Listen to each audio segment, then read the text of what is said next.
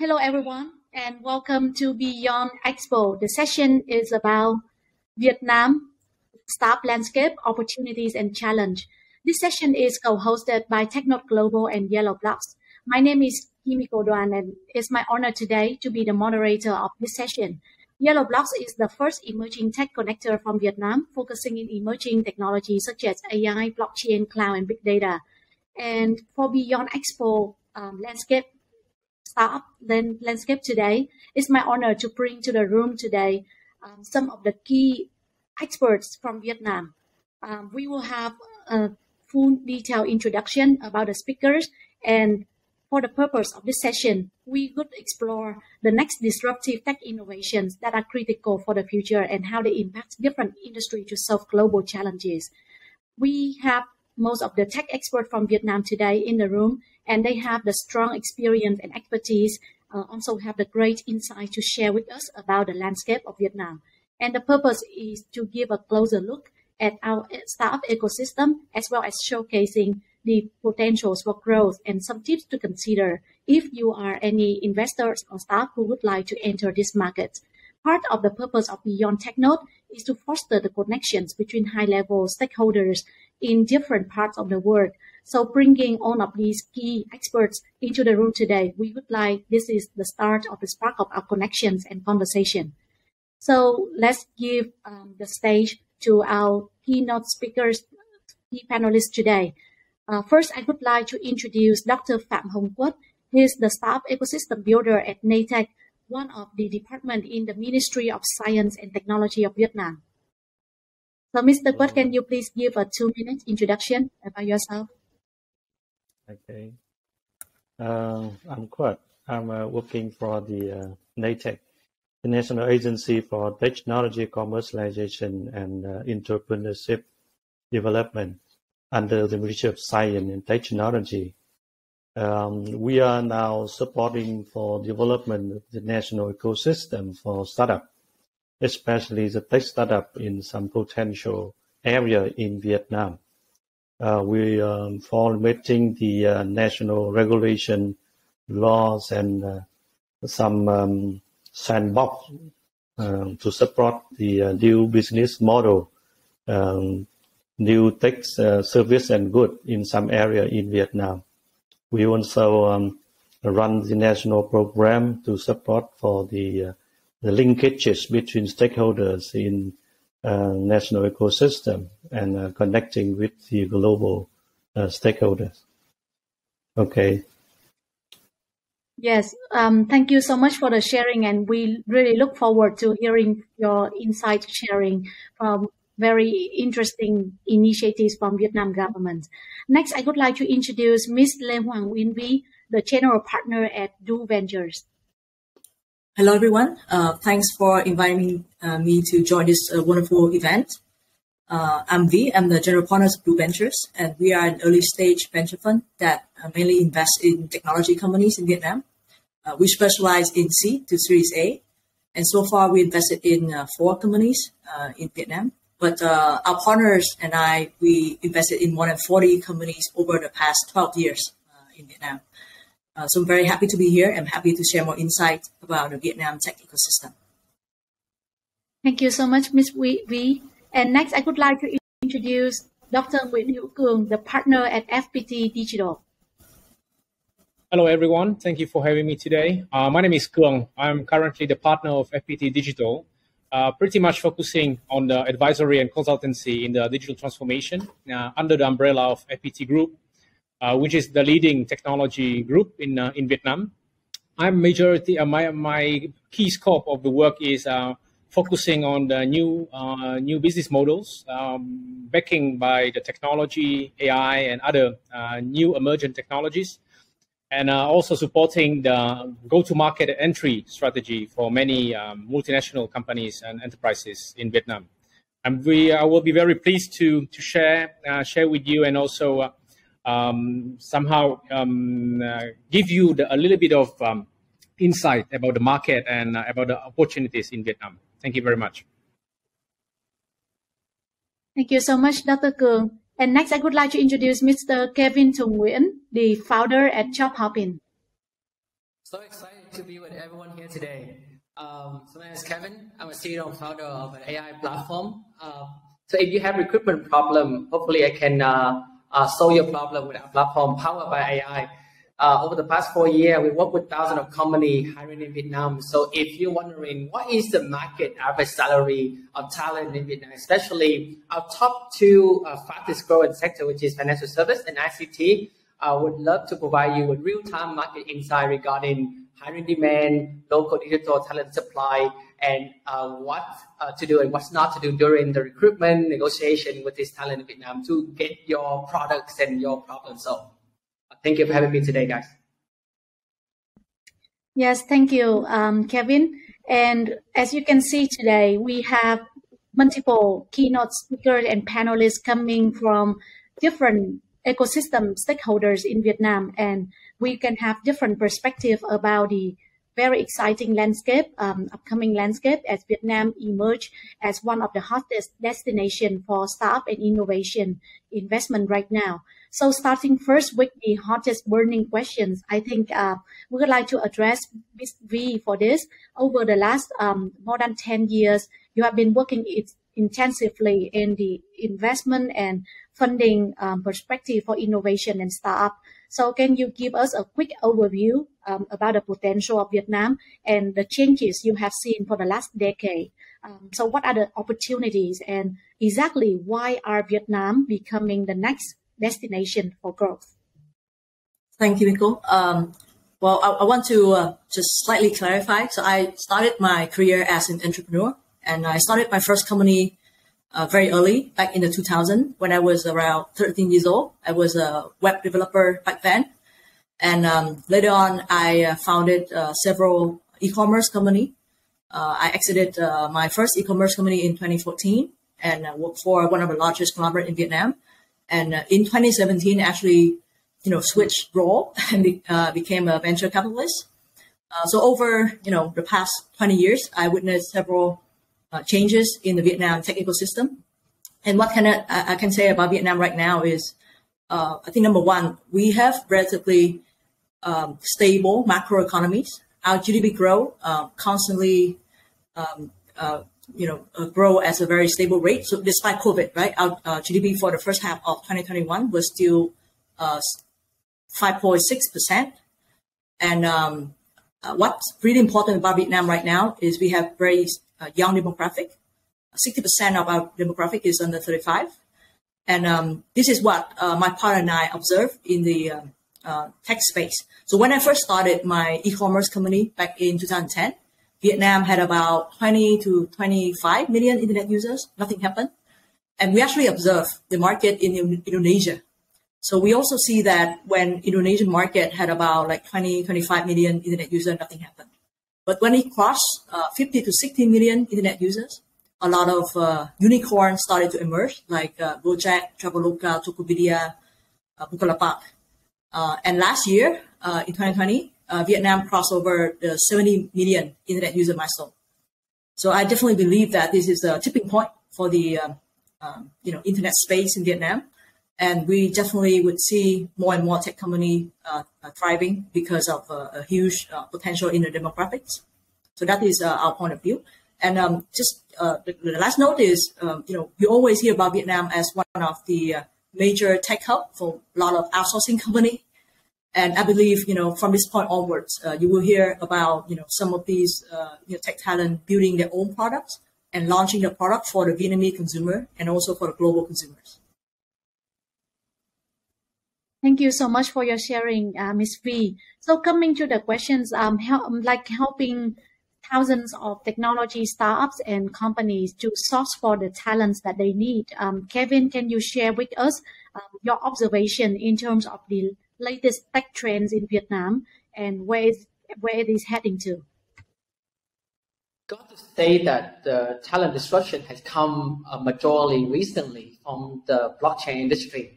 When you see the bull market, you still see the hiring rising demand, right? So obvious. But even in the bear market, the demand and hiring for blockchain talent is still off the root.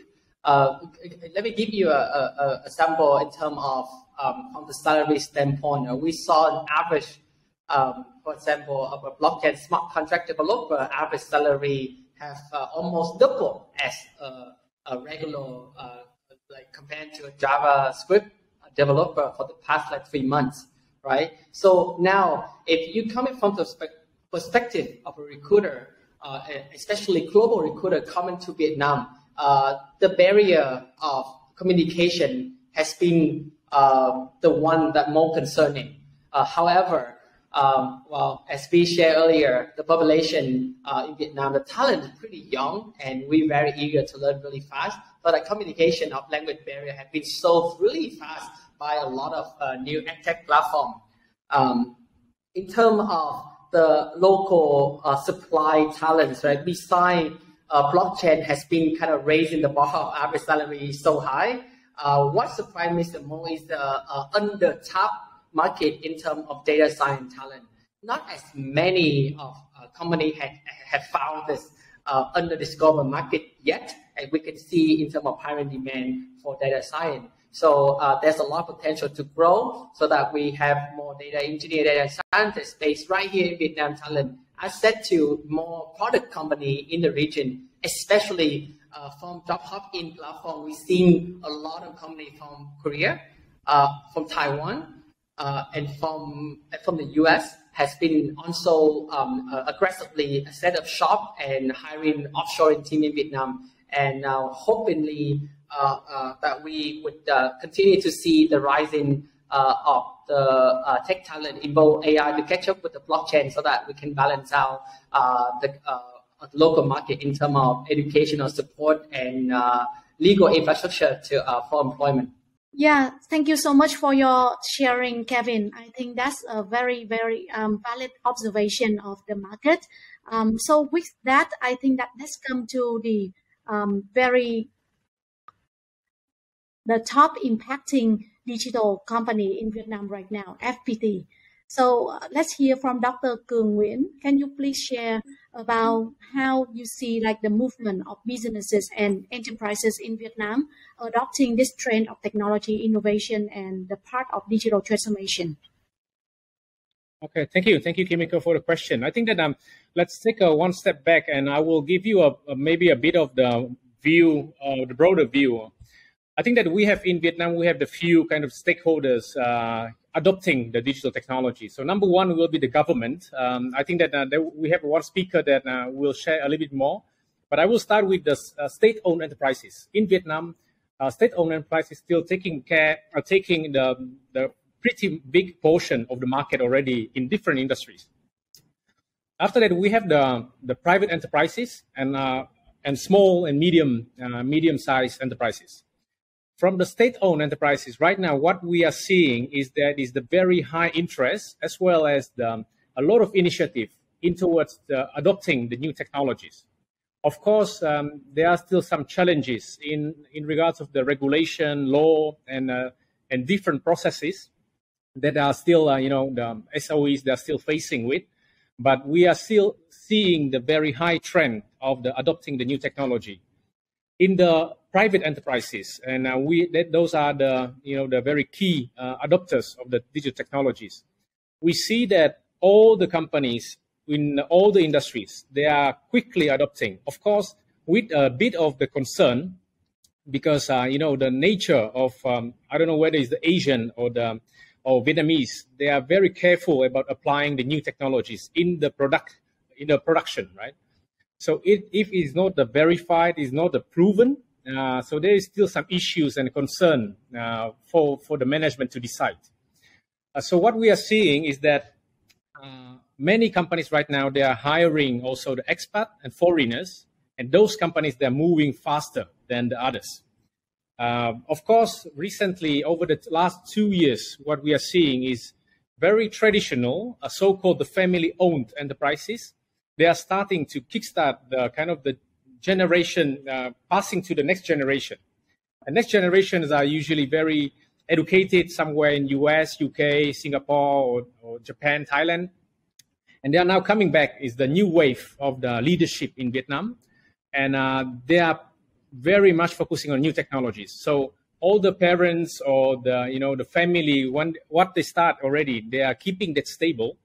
but the new generation is focusing on the very new technologies that they can contribute to the company. And if we are coming to the last group is the SMEs. I think that SMEs, they are pretty much focusing on that because they cannot compete, right? From the size perspective, from the scale perspective.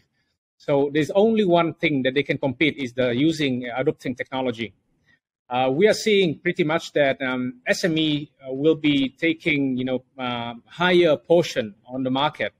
All the developed or the major markets, you see that SME, they are taking around more than 60-70% of the market. So I think that this trend will come to Vietnam as well, and SMEs will be the fastest adopters of the digital technologies. Yeah, thank you for the great sharing. And actually, we know that there's some initiative within FPT that say like start from within. So we also want to explore, like to see that trend, because I think in some of the leading corporates and conglomerates in Vietnam, they also have like that trend. So what is the potential of, having those kind of very quick moving startup culture and like quick innovation into like existing businesses? Can you share a little bit?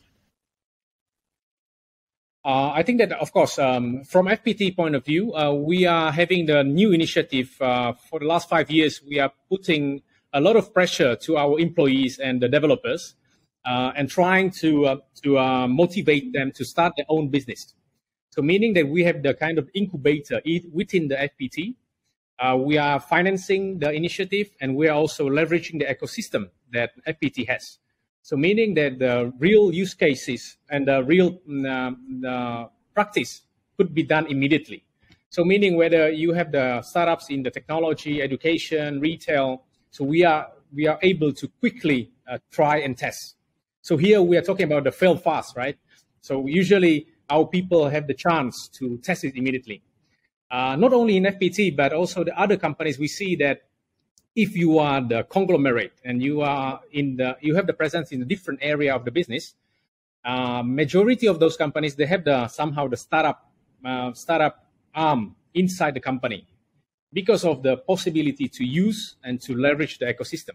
And that is, I think, that the critical point where I think that Vietnam will be very successful, because there are many conglomerates that you can use and apply immediately. That is very critical for the startups, I think.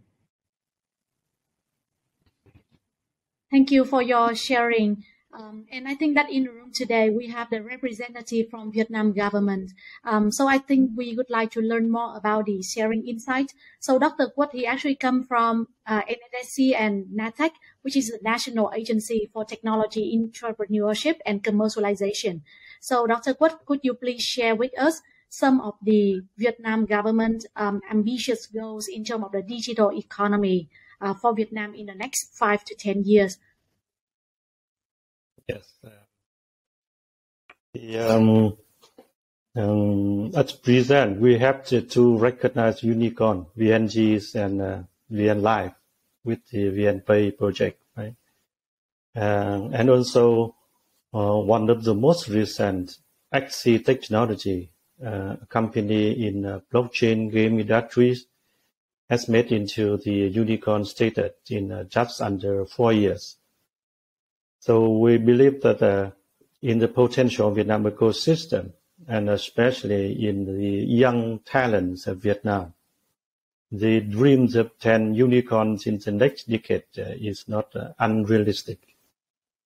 We are currently set up the network of innovation and startup centers across the countries with the connection to the university, colleges, and research institutes.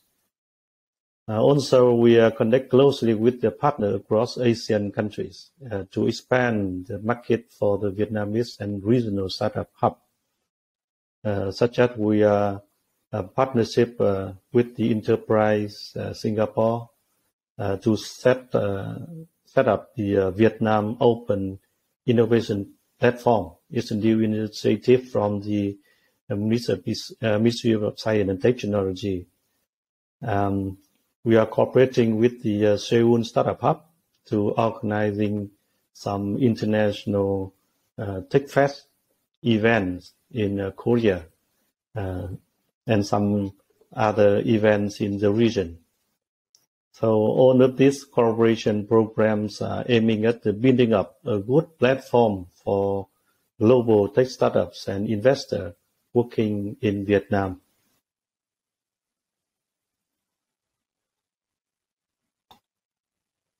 Yes, thank you for your sharing. I can see that there's a lot of upcoming initiative, very active platforms that the government has laid down as, building the bridge and the connections to connect all the stakeholders when coming into Vietnam. So may I ask furthermore, like one question, as you lead the NATEC initiative and this startup hub, to connect on the leading investment and also leading startups from other countries coming into Vietnam. What are the usual challenges or usual concerns that they have before they enter this market? So the roles of government-led initiative like 844 program, the NATEC and NATEC now is running. The startup support centers or open innovation platform are to provide startup with a transparent and encouraging environment to develop, to equip startup with the necessary tools and mindset to grow and to accumulate resources and businesses connection in one place, online and offline. Besides that, one very important role of a government agency like our office, NATEC, is to develop policies and mechanisms to manage and support the healthy development of the ecosystem, such as the fiscal, finance policy, tax policy, import and export duty, startup visa policy, tax experiment rules, sandbox regulations for new business model, etc. Also, the government needs to develop the infrastructure, both physical and virtual, for startups in the emerging technology areas. Yeah, thank you for your sharing. I think definitely we want to learn more about the sandbox model. But before we come into that, I think that I would like to ask like one of the very real life case studies from Kevin. Like the startup that he led now, like JobHopin became, the leading platform for talent connections for own business. But before that, you successfully secure like on the seed funding and then Series A and then Series B. So having the startup from Vietnam, can you share some of your observation and viewpoints as the founder? And you came back also from Silicon Valley, right?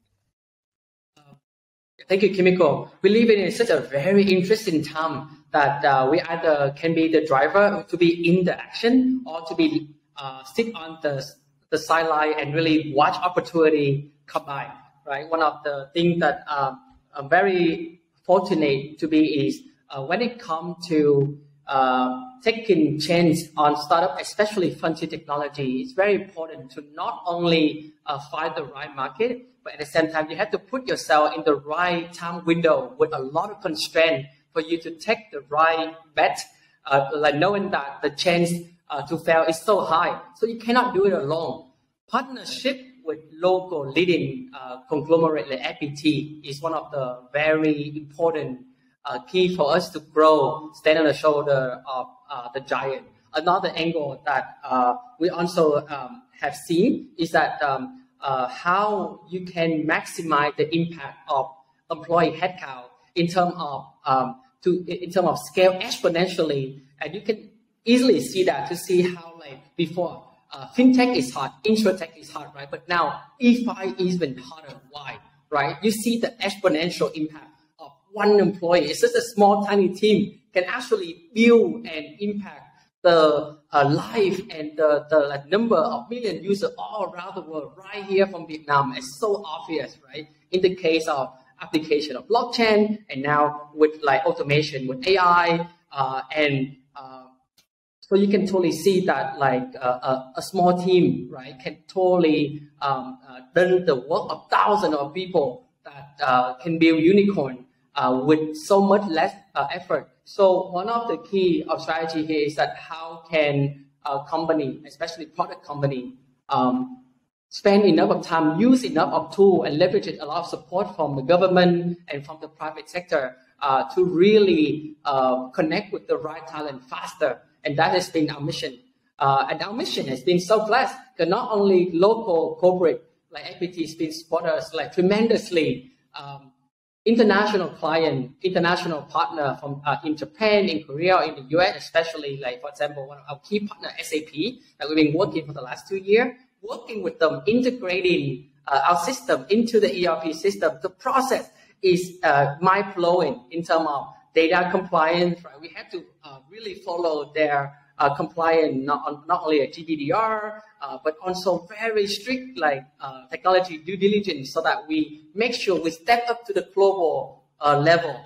And this put our team in a very high discipline, that we have a lot of constraint working across time zone, but also technical constraint in terms of like programming quality, and especially the team member, the colleague that we recruit, as well the colleague that we protect from other recruiters that eye in for our talents, right? So standing on the shoulders of all the big giant partner is such a groundbreaking learning for us, and especially with corporation that has so many programs for tiny early stage startup to collaborate to fail together. That is something that I think that very important for early stage startup infantry technology to explore. Yeah, thank you for your sharing. We do agree that talent resources are one of the most important factors for the success. So for Miss V, we would like to ask from your perspective, because when you work within the investment industry and seeing like all of these trends in Vietnam, what is your current focus when you screen the startups or like the upcoming industry that we invest in? So let's say like if you can give advice to some of the incoming investors or VCs or accelerators, which sectors in Vietnam they should look at the most? Thank you, Kimiko. Well, let me take a step back and look at some of these incidents. After the SaaS incident back in 2002, 2003 in China, Alibaba did very well, because most of the merchants back then in China, they learned how to sell online for the first time. So that's what I call the first generation of e-commerce. And back in the 2009 period, after the financial crisis, we witnessed several innovations in the fintech space, like cryptocurrency or even P2P lending. Now, with this COVID situation globally, and especially in Vietnam, right? We actually have to recognize that we will see disruption, especially when a lot of people have to change their working behavior. Our life got disrupted, very much, and we have to shift everything online, right? So I definitely believe that startup can let's say try to recognize some of these challenges and bring about solution. For example, SaaS, right? So if company in the past they can work directly with their team members, now they have to move everything online. So I know that many companies in Vietnam, they're adopting SaaS technology, trying to improve the working condition for their team members. So definitely SaaS is one sector that we look at right now. On the consumer side, we look at almost everything, but now we focus on the companies that can take advantage of the increased online behavior, like media, even e-sport, gaming. And, we also look at online education. We look at, telehealth. So those are the sector that would tremendously change, during and after COVID. Yeah, thank you so much for your sharing. Dr. Cuong, I think that you shared before that FPT as one of the leading technology companies in Vietnam. And I think that you have also partners all around the world. So in case if any potential startups, late stage startup that wanted to enter Vietnam market, what is the kind of collaboration or market entry service that FPT can provide? I think that getting back to Kevin's, I think that number one is that you need to find the right partner to start with, right? So very important to start with the right partner, and the long-term partner is the number one. Number two is that from my perspective, what I'm seeing right now, if you take the top 500 companies in Vietnam, private companies, I can measure that around 60 to 70% of them, they're very open to adapt the new technologies or the startups. They provide the, the playground for the startups to try.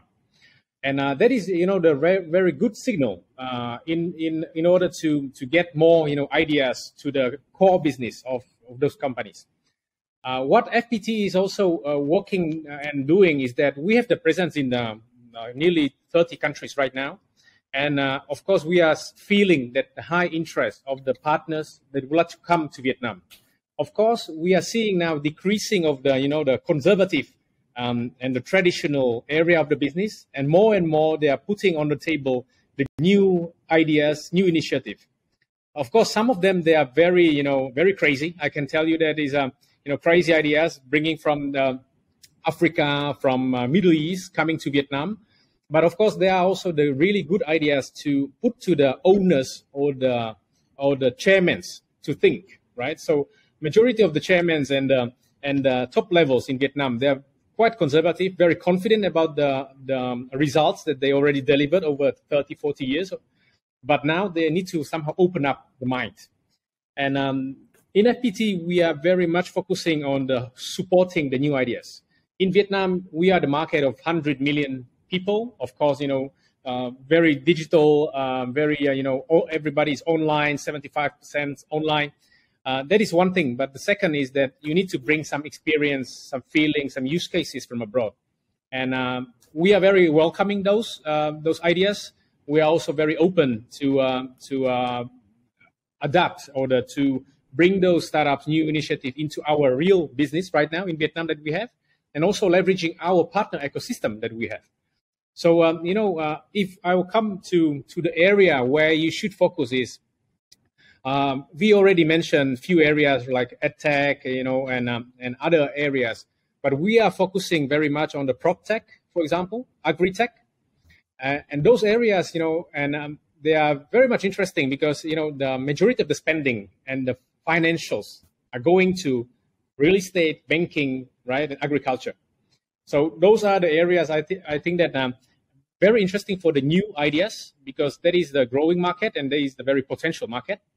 And we can support from the market entry, from all things related to the, settling down, settle the company and all these things. We can support that.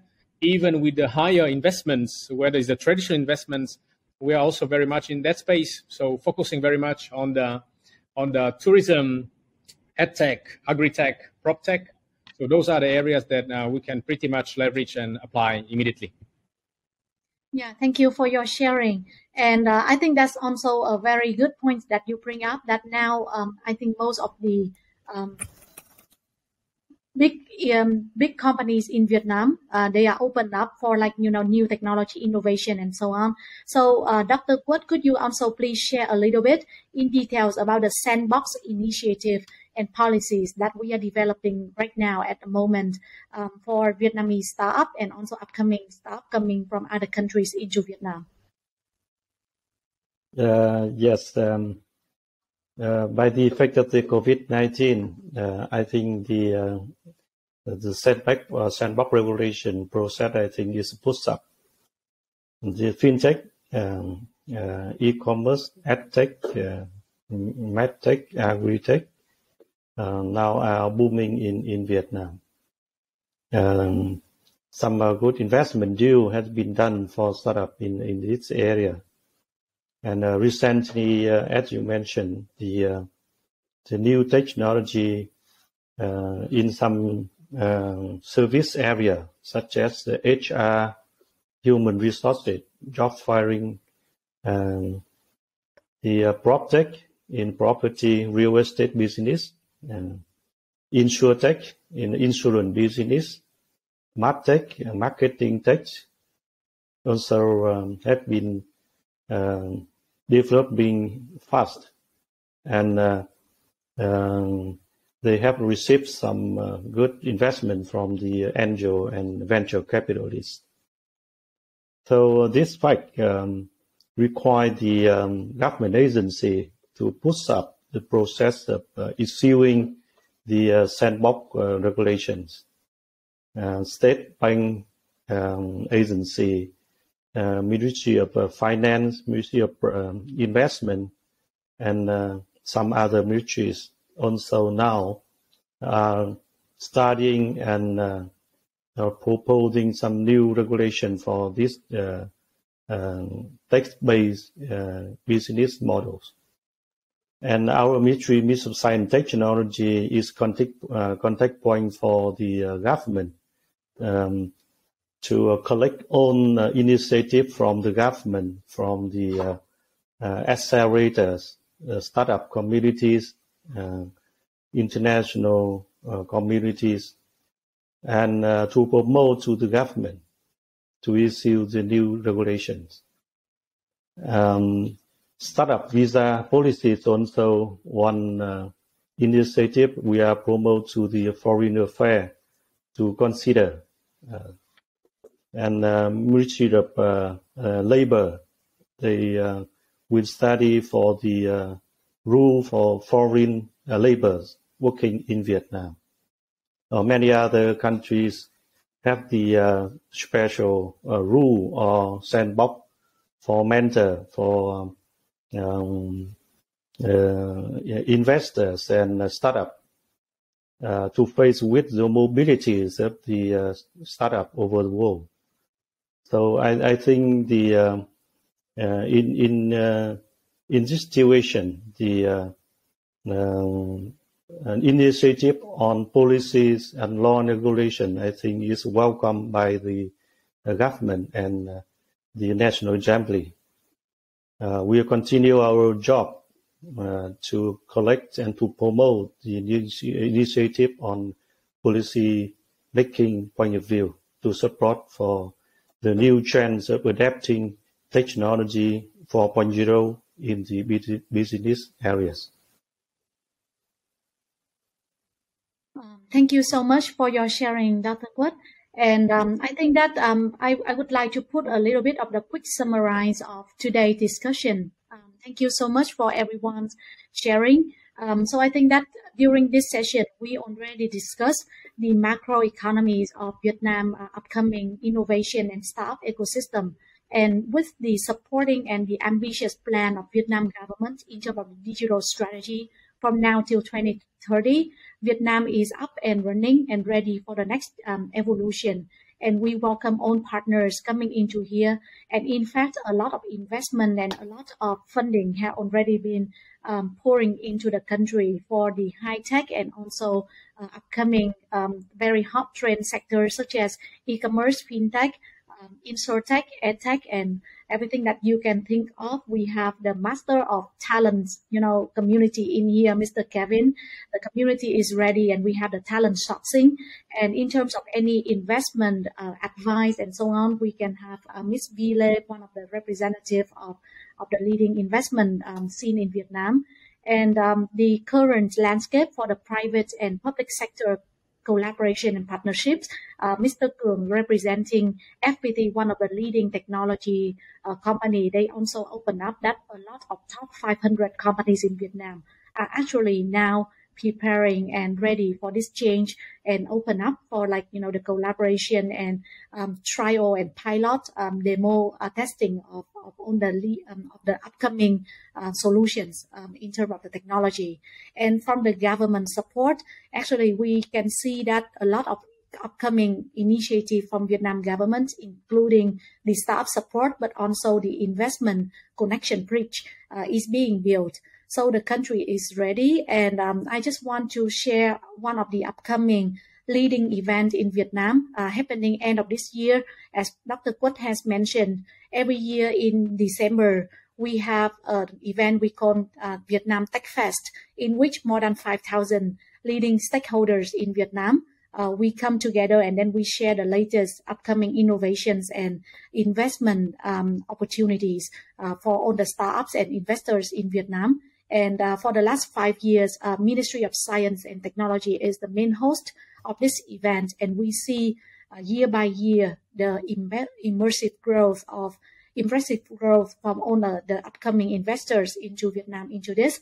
So due to the COVID season, this TechFest event has also been put online. And you can follow up with Beyond TechNote also for the news of this one, because they are also one of the key partners that are also coming to Vietnam for the last 2 years. And the second one, I would like to maybe reserve the next for each the speaker for 1 minute. If you can send some of your key message or maybe invitation for our friends in here to visit Vietnam or collaborate with Vietnam. So maybe starting first with Dr. Quát. Vietnam startup ecosystem has developing rapidly since 2016, 4 years ago, with the approval of the national program to support the startup ecosystem, program 844. So now the Vietnam is ranking number 3 after Singapore and Indonesia in ASEAN region. So the potential of Vietnam startup ecosystem lies in human resources, domestic market size, and the rapid adaptation of new technology for the young generations of the SME in Vietnam. So the government agencies now are trying to formulate their national regulations and law to adapt the new trends of the technology application in business or model, along with the sharing economy. So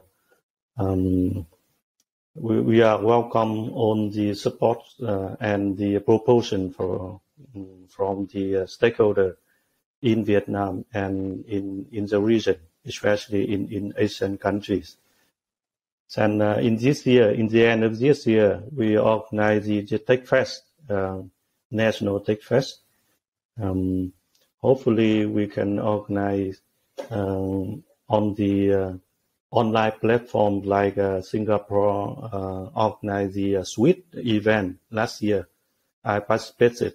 It was very successful event for startup and connecting with the big corporation and university in the region. So we would like to invite on the investor, capitalists, angels, mentors, and the accelerator in Singapore, in other countries in ASEAN to join with us to help promote the startup ecosystem in Vietnam. Welcome and see you on in TechFest this year. Thank you very much. Thank you so much for your sharing, Dr. Quát. And let's invite Miss V. Yeah, because of COVID, this is indeed the hardest time for startups. But at the same time, this is also the opportunity for tech startups to create disruption in the market. So I hope you will be safe and find chances to bring new innovations to consumers and businesses. And when you come to Vietnam, our team at Do Ventures is more than happy to host you. Thank you so much for the invitation, Miss V. And let's come to Dr. Cuong. Your success and failures all begin and end with the right talent. So hopefully, your journey during this very hard time will have a little bit of JobHopin platform on it. Well, think of us when you need to recruit the next talent for your team, your product to scale your business, especially in Vietnam market. We here in Ho Chi Minh City, so please do stay in touch, bring us on any platform that you can think of. And don't forget to get vaccinated so we can all see you guys not only online, but hopefully in person after we make it through this time. That's it, everyone. We have come to the end of our discussion. Thank you to all of the panelists for your insightful sharings. And once again, our biggest thanks to the organizer TechNote for bringing us together to this session and let us share about the exciting potentials of Vietnam tech landscape. If any of you are interested in knowing more about the key players ecosystem in Vietnam, please reach out to TechNote at YellowBlocks. Thank you, everyone, and have a nice day.